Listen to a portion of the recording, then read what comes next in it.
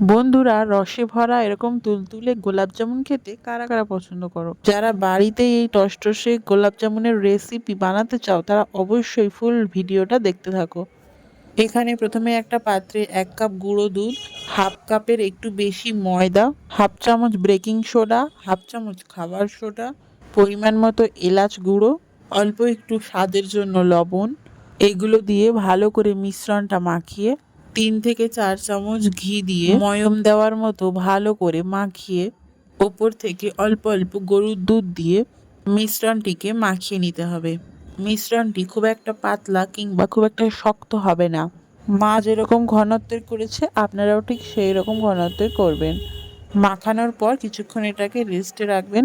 মা এবার দুটো হাতে অল্প করে ঘি মাখিয়ে এই মিশ্রণ থেকে ছোট ছোট লেচির মতো করে কেটে মিষ্টির আকারে তৈরি করে নিচ্ছে। মা এখানে সাইজটা একটু ছোট করছে, আপনারা চাইলে আপনাদের মতো করেই করতে পারেন।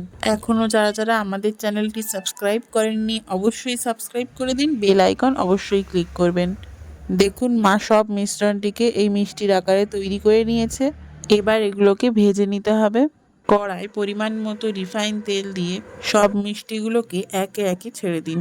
এখানে একদম লো ফ্লেমে এই মিষ্টিগুলোকে ভেজে নিতে হবে। দেখতেই পাচ্ছেন ধীরে ধীরে লাল হয়ে উঠছে।